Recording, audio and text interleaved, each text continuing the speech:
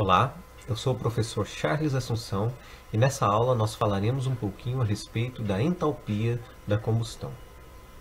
Antes de falarmos propriamente da entalpia da combustão, é importante nós termos o conceito de entalpia de formação. Ela pode ser entendida como a quantidade de energia ou calor gerado para formar determinado elemento. Então, se a gente pegar como exemplo a reação química de um carbono com um oxigênio, ou seja, 1 kmol de carbono com 1 kmol de oxigênio, ambos elementos a 25 graus Celsius e 0,1 megapascal de pressão, e promovermos essa reação ou a combustão desse carbono, nós obteremos 1 kmol de CO2. E se nós forçarmos com que esse gás formado esteja também a 25 graus Celsius e 0,1 megapascal de pressão, nós teremos uma quantidade de calor que foi gerada entre esse estado e esse estado.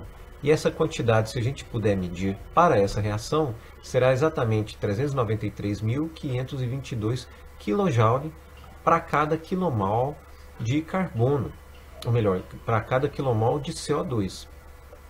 Então, esse número é chamado de calor ou entalpia de formação do CO2.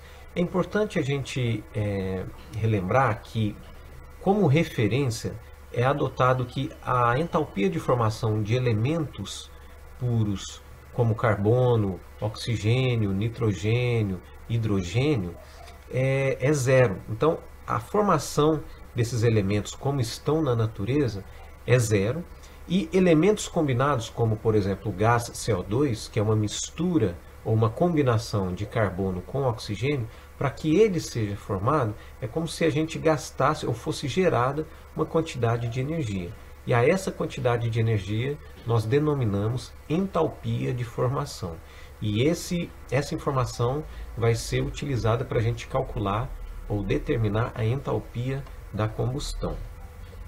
Se a gente aplicar a primeira lei da termodinâmica nesse volume de controle, desconsiderando variação de energia cinética, realização de trabalho e tudo mais, nós vamos ter calor mais a entalpia que entra, ou entalpia dos reagentes, é igual à entalpia dos produtos. A gente pode escrever a entalpia dos reagentes e a entalpia dos produtos como sendo o somatório da quantidade de mols de determinado elemento vezes a sua entalpia, tanto para os reagentes quanto para os produtos. Isso porque nos reagentes a gente pode ter inúmeros elementos e também nos produtos da combustão nós teremos inúmeros elementos. Nesse caso aqui, como reagente a gente tem o carbono e o oxigênio, e como produto a gente tem apenas o CO2. Mas em casos reais e mais complexos, a gente vai ter diversos. Por isso é interessante nós escrevermos ou expressarmos essa equação em forma de somatório.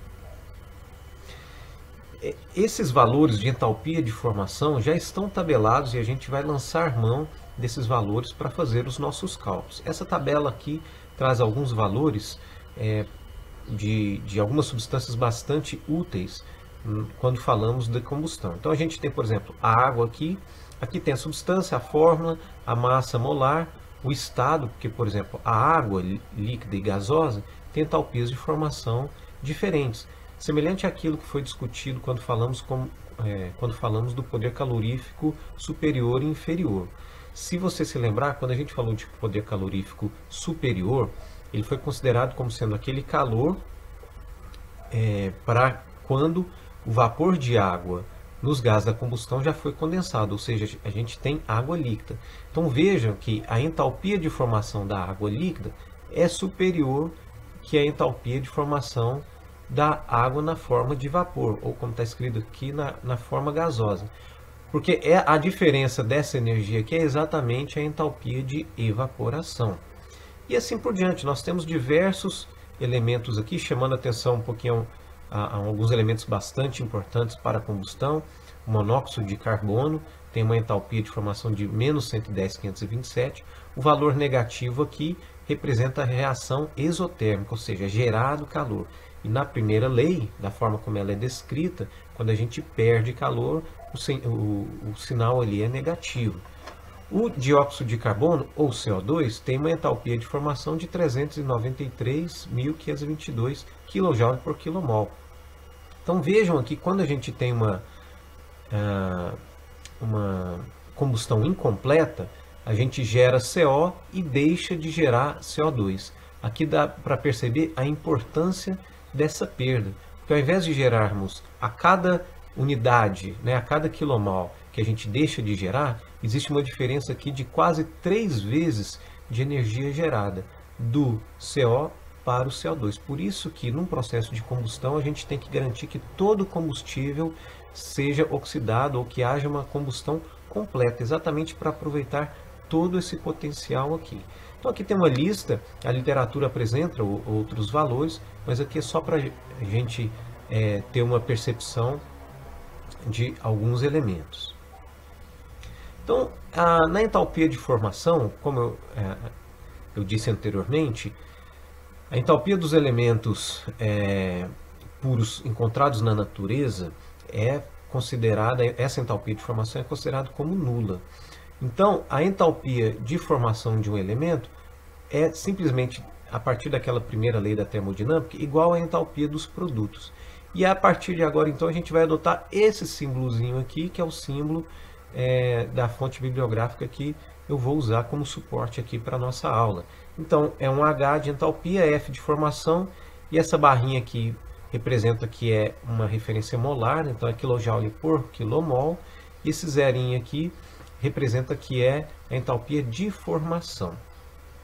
Para falarmos da entalpia de combustão, então a gente entendeu o que é a entalpia de formação, é o calor gerado para que aquele elemento seja transformado, seja formado, ou seja, se a gente tem CO e tem oxigênio, se a gente tem carbono e oxigênio e gera CO, o calor gerado nessa transformação é aqueles 393.000 kJ por kmol.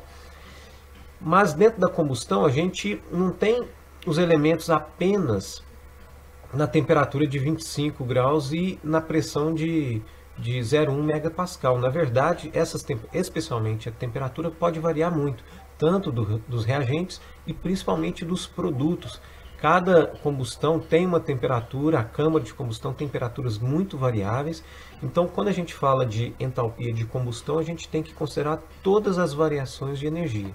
E uma outra variação de energia é exatamente a diferença entre as condições de temperatura e pressão em relação ao estado de referência, que é a temperatura de 25 graus ou 298 Kelvin e 0,1 megapascal.